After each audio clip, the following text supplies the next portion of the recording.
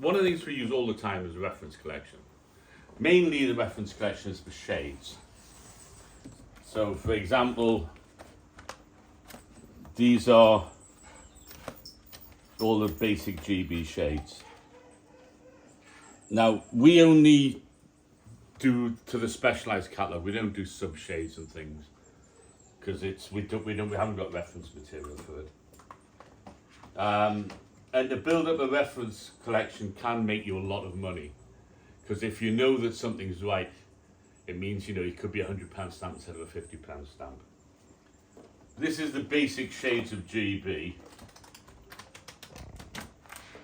Then this is part of Commonwealth, where I have different printings so I can tell them apart.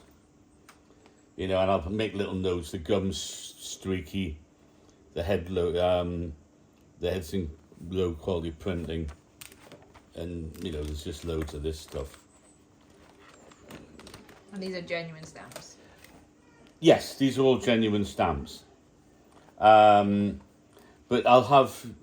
it's basically things which is difficult to tell apart. Some basic things, just the two shades.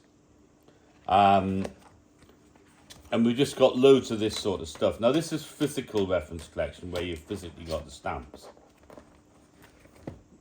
But also we have the library, which is a massive part of the reference collection, because you really want a reference collection and a library.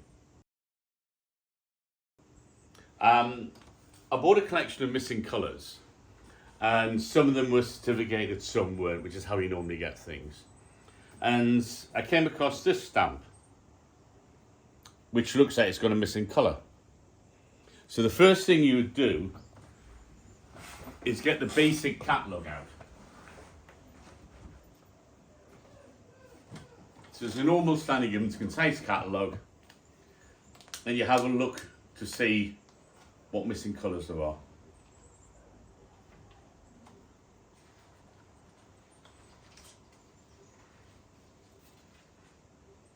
And what it says is that stamp you can get greenish yellow emitted, and the catalogue's £3,500. So you think this could be a £1,000 stamp. But I don't have one, so I don't actually know what it looks like.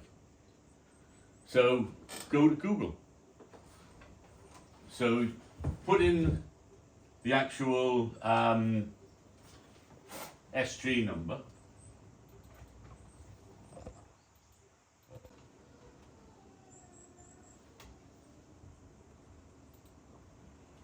And then it brings up, this is one that Stanley Gibbons had for sale, SG832A, and that's the normal and that's the error. So if I look at mine, it looks the same. So it looks like I've got the rare stamp, catalogue £3,500. However, what I would like to do is to go a step further, and I'll have a look at any reference books I've got. And there's a reference book on GB errors. I've got a library of thousands of books which I've built up over a long time, and I've got them in an Excel. So if I want to search for errors, the book on GB stamps and errors, and it's on shelf 18 and it's book 848. Now I've got the library in 2 rooms, this is one of them. And I'll just come in, shelf 18, book 848. So I'll have a look at this.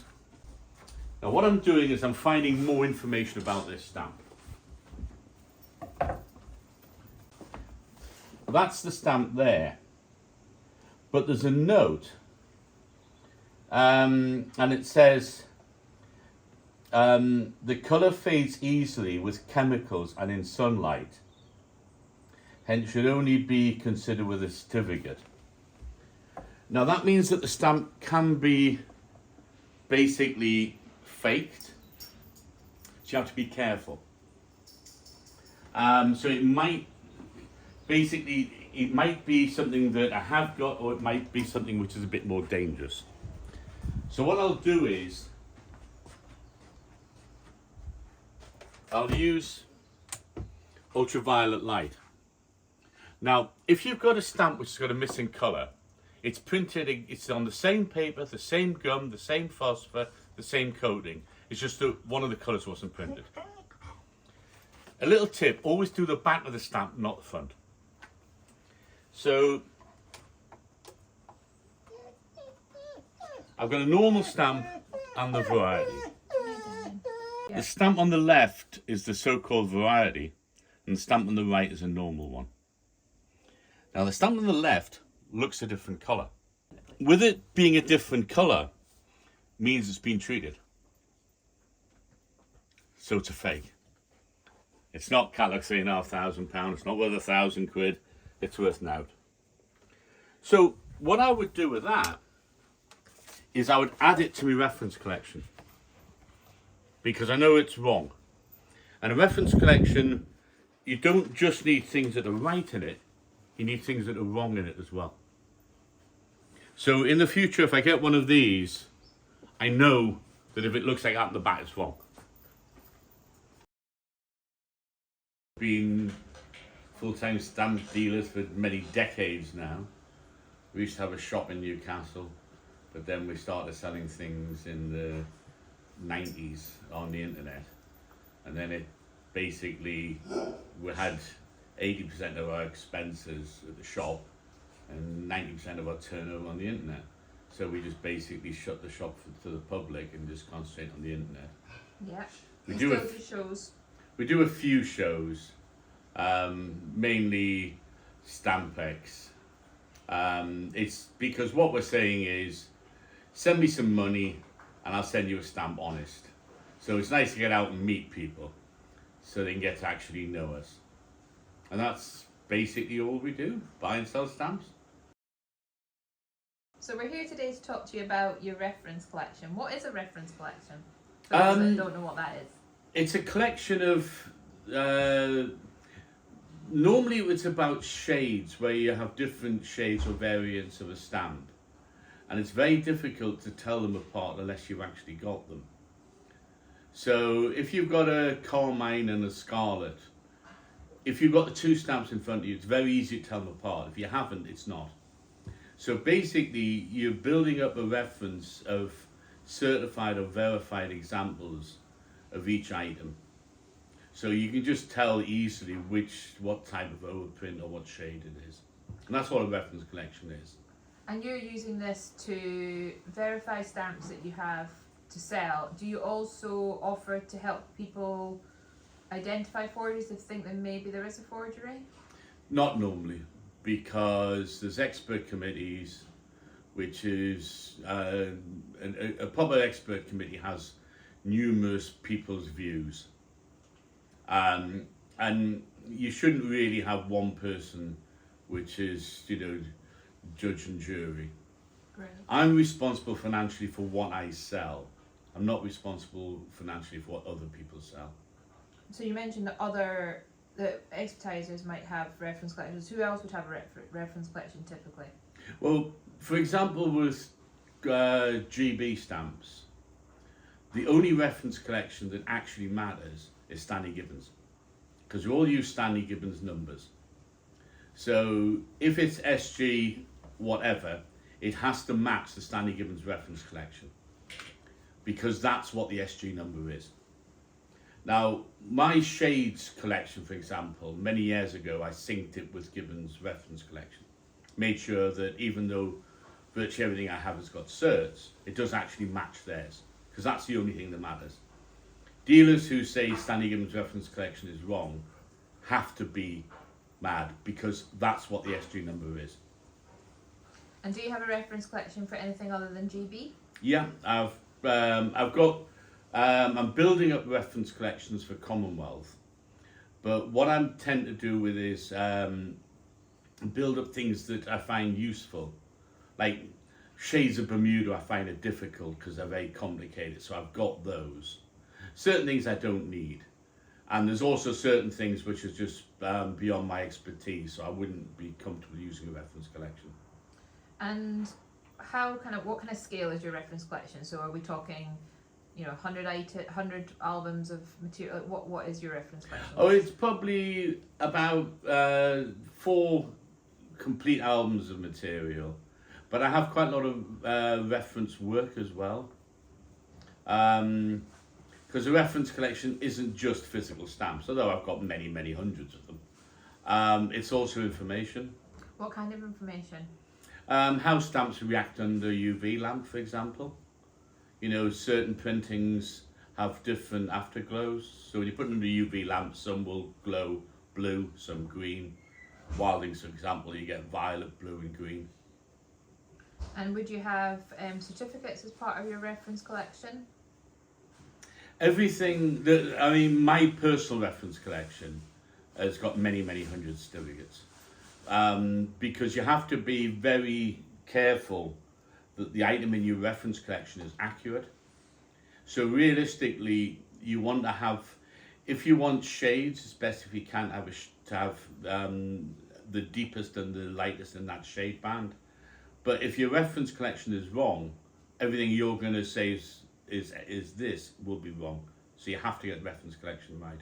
So as well as something like shades, might you use a reference collection for other things, for example, gum? Yeah, because the thing is that certain stamps have certain gum, and if you can see what the gum should look like, it helps. It won't tell you if it's 100% right, but it'll tell you if it's wrong. But there are certain things like gum on penny blacks is very difficult. The only way to really know, it's not a reference collection, because there's most penny blacks come from large part sheets, and they have different colour gum. So plate 11 penny blacks mint will look different than plate 7 and plate 1B. The only way you can do it is by handling them. But if you handle a lot of these things, you then remember exactly what they look like, and you can tell that way. And so it sounds like it's important for you to have the reference collection in physical form, but do you have any part of your reference collection which is digital? Massive amounts. For example, for plating penny blacks and things, I've got that all digital. With a penny black, there's 11 plates. But the first plate one you can get in 2 states because the whole plate was re-entered.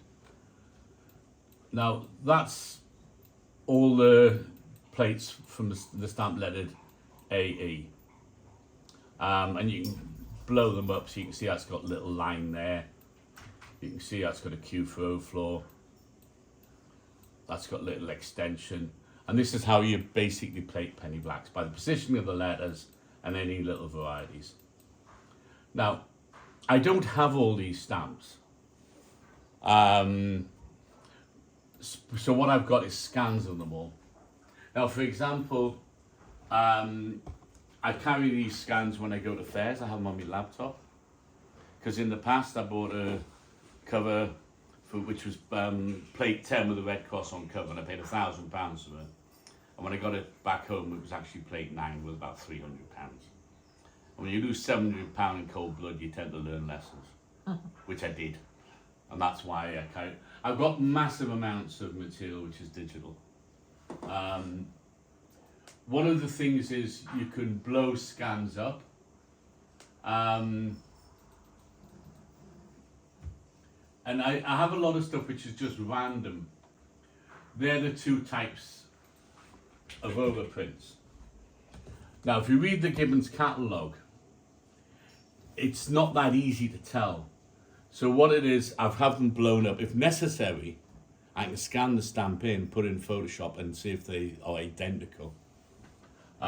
Because they're scans, I can blow them up a lot. And I've got this for lots of material. if I find there was something in the past which is I found difficulty, I try and get the scans.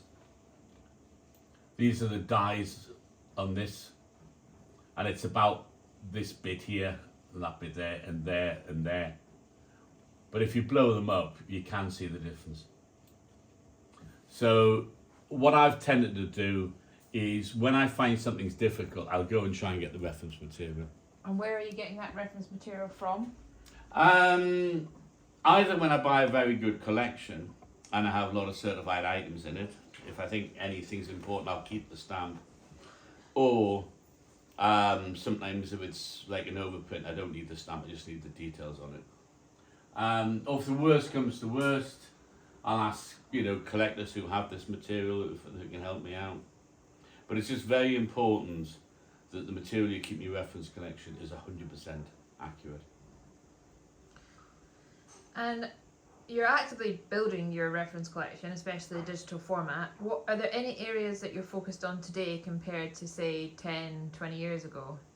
Commonwealth, because we've only really been dealing in Commonwealth for about 8-10 years, where GB, many decades. So I've got and of course GB is just one country. So I've got a lot more, a very comprehensive GB collection, reference collection. How long have you been building up your GB collection? I bought one about 30 years ago, which had been put together by an old-time dealer called Bob Wilshire, who's very knowledgeable. And I've built on what was missing. I've also made more and more notes. And there's sometimes with very rare stamps, you don't need them, you just need to know what they look like. And the thing is that you can find on the internet that most stamps are there. The only thing is, a lot of stamps on the internet are misdescribed, especially rarities. But, if it's something with a correct cert on Sandy Gibbs' website, it'll be right. What would be your top tips to anyone who is seeking to build up their own reference collection? It's very, very important that the stamps are accurately described, that they are right. Doesn't matter if they're damaged, right? And mint not used. Because the thing is that colours and things, when they're used, if it's an overprint, the postmark may obscure it. A reference collection should always be mint. But as I say, if it's got perfs missing and things, doesn't matter. So a reference collection is also obviously very valuable to a dealer such as yourself. Would you ever sell your reference collection or publish it in any way? I wouldn't sell it, because you make too much money out of it over the decades. Although they cost a lot of money to put together, you do make a lot of money out of it, and also you can confirm stamps are right, so you've got a lot of confidence selling them, which is important going forward, because as a PTS member, I have to basically guarantee what I sell is accurate, and if not, I've got to refund it. Where that's something I just got to do, and we do it. So if I've got a reference collection, I'm much more likely to make sure everything's accurate. And I mean, if I sold it, you'd only resell it if you were retiring. And you're not planning to retire anytime soon? I'm not, because I love dealing in stamps. So although I'm getting older, I've got no intention of retiring. One of the things I've built up over decades is a library. Some of the most important parts of the library is auction catalogues. So you can tell the provenance of items.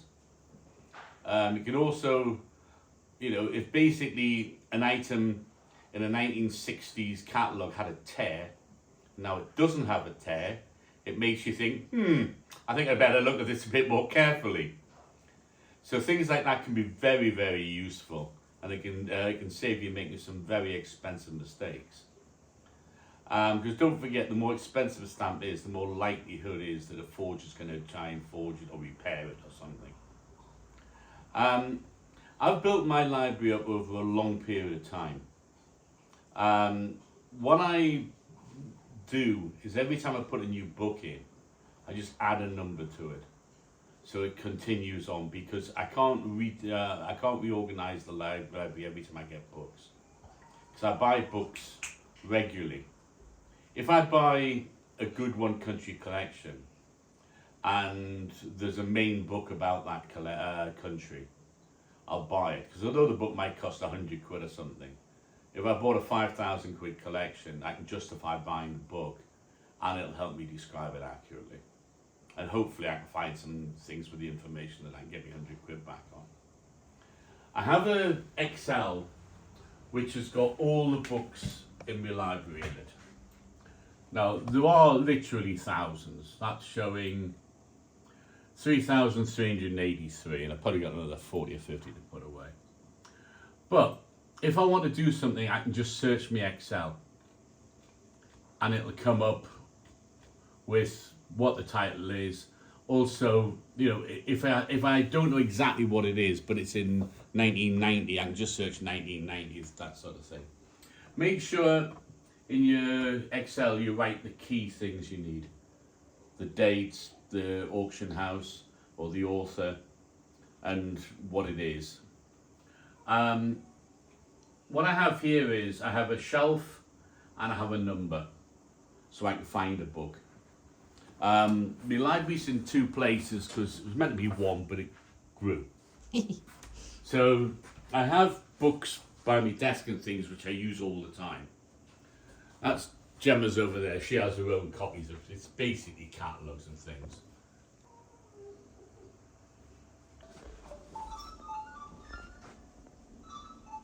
I've got shelves with the book numbers on.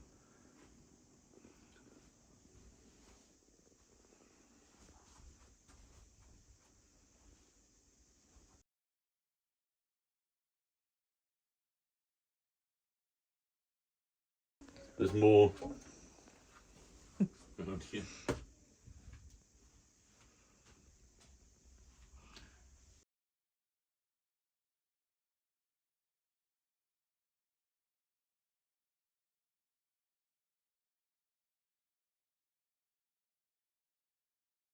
Books are nowhere near as popular as they used to be.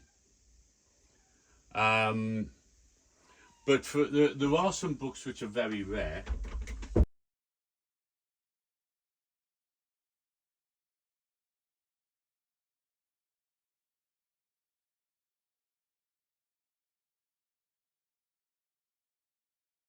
I'm one of the few people I know who buy books. But trust me, in the long run, you make money out of it. That's Ferrari. They're the original ones. Well, you've got things like some of the Great American collections, Lily.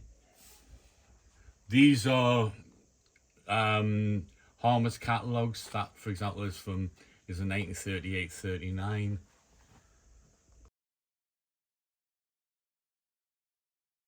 There's lots of quite rare books, but they can be very useful.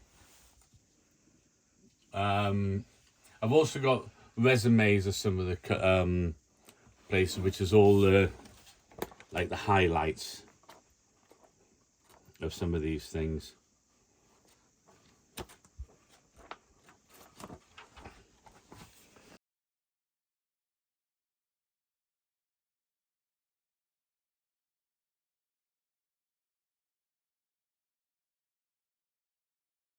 Magazines, for example, that's the New York Philatelist from 1896. Now these sometimes have very interesting articles in them, and some of these stamps have been tied up in collections for 100 years, so you don't know where they are. But it's nice how you've got provenance going back for more than 100 years. This is Yardley, which is a very rare catalogue. It was basically there's very few of these left. It was done this is 1944, so it was during the war. So they're printed on very cheap paper, and very small. This is a bound version because most of them just don't survive. But there's some very interesting information in this. Sometimes if you're looking for provenance on a rare stamp, you'll find that there's all of a sudden there's a picture of it there.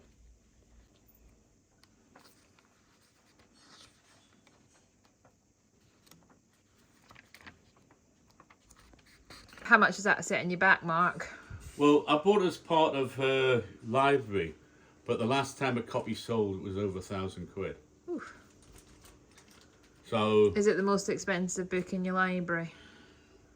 there's a few, because books have come down in value a lot because they're not that popular.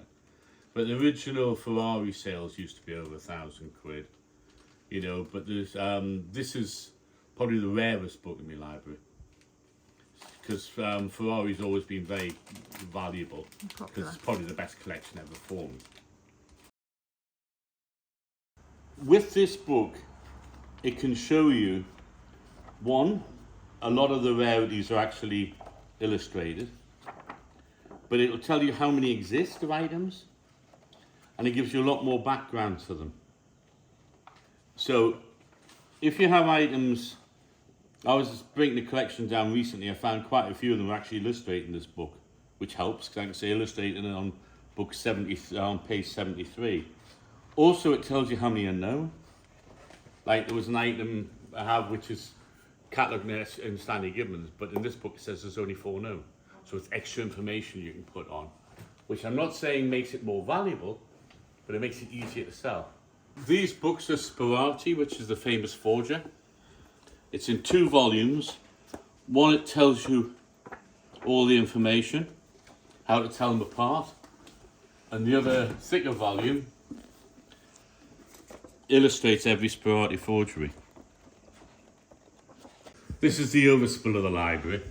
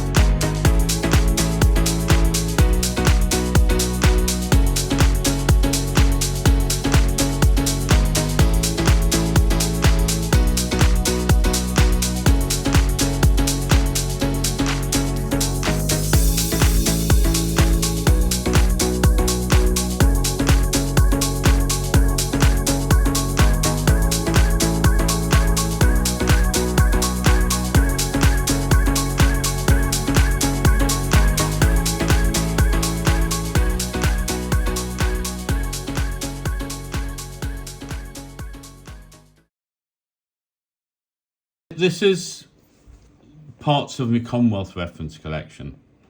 Now, for example, that's the rarest stamp, and it's not there. But it's the only stamp which is perf 12, and it's identical to this one, but that's perf 14, that one's perf 12. So I don't need one for my reference collection. I mean, I've actually got one in stock at about 300 quid. So it means, but it's not needed. These are leeward arms, which can always be a pain if you don't have them. But it's not always the front of the stamp. It can be the back of the stamp as well, where they look totally different. So what I tend to do, if I can, is put paper next to them which gives me an idea of other things to look for.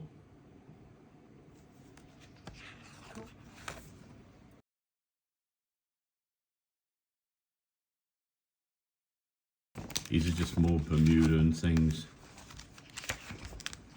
These are just different printings on postal stationery. Different types of phosphor. I've just got those because I find they're a pain. So I've just got them separately because the colours aren't that easy to tell. That's an abnormal, but it's one of the hard ones, the chestnut. That's just the chestnut with a normal one. Though it's badly damaged,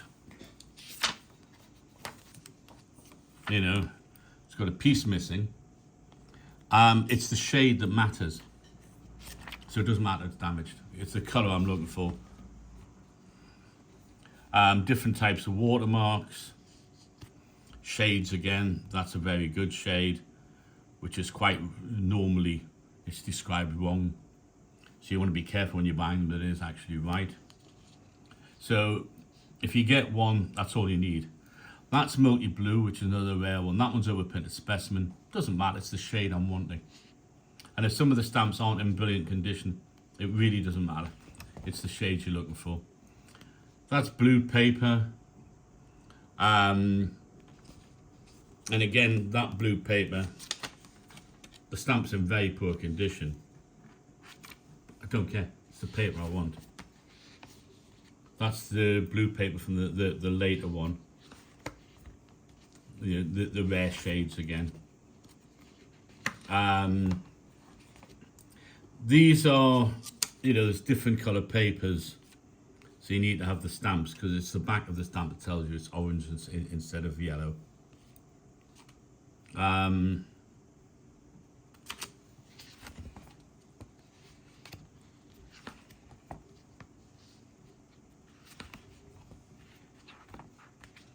For example, that stamp, there's only one of them, so there's not much point having them. Some of these are relatively rare stamps. F just means fluorescent, so I know that if I'm looking for that stamp, it should go a different colour under the UV lamp. Sometimes I got little notes on things, there was any on these, but if there's anything I want to make a note, I just make a note in the back of the little thing. The important thing is when you're using a reference collection is not to get them mixed up. So it's a good idea if you can to take a scan of them. So if you do actually get them mixed up, you know which one they go back into. A reference collection doesn't need to be complete because these are different perfs. Then that's the colour. Now that's per 14, that's per 14 by 15. Here I've got the backs of the stamps, but I've got different shades because these have two different shade band. It can be as deep as that or as light as that. So I've got them both. If you get more than one, but again, that stamp's got a damaged corner. Doesn't matter because I'm not selling it. I'm just using it for the colour. Grandam, I've got this little star asterisk on that, and it's got notes. Basically, you'll never get one certified now. Why not? Because there's no committee because you can alter them very easily, so there's no committee will certify them. So though that is what was expected to be one, I'm not going to get it certified. So if I think I've got one, I'm not going to sell it. If anybody sends it for cert, it'll come back wrong by default. And this is basically what it is, just shades. There I've got the types, but I've got illustrations of them. That sort of thing. It's something. It's very important that, for example, that's deep and that's very deep. Yeah. Now there's quite a lot of difference in value, so it's important that the ones you've got are accurate. And this is one of the problems about trying to do this digitally. Yeah. They don't keep the colours. They don't pick the colours up as much. Sometimes I've got more than one stamp because if there's a band. Yeah, this one here says olive green. It says that it appears mahogany under the UV lamp. So I see a little cross. I know that there's something else I've got to know about which helps you. This philatelist called Reginald Phillips, who built up a world-class collection of GB, and he left it to the nation. It's housed by the BPMA. Now, for giving his collection, he was actually given an award, and he was given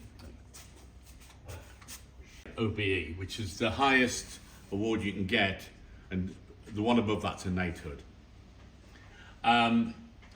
This is a bit unusual because it's signed by the Grand Master, which happens to be Philip. It was also signed by the Queen at the top, which is unusual. I bought Reginald Phillips his personal collection, not the major one they gave to the state, and this was in it. Also, quite a few of his original books, which had notes in which I like, because these are things I can afford to keep, but I can't afford to keep stamps. This is something I like personally, which is a very high quality hand painted envelope from a scene in the Jungle Book. And I used to love the Jungle Book when I was a kid. And again, it's something I can keep because I can't collect stamps because I handle too many valuable stamps and I would just steal all my stock.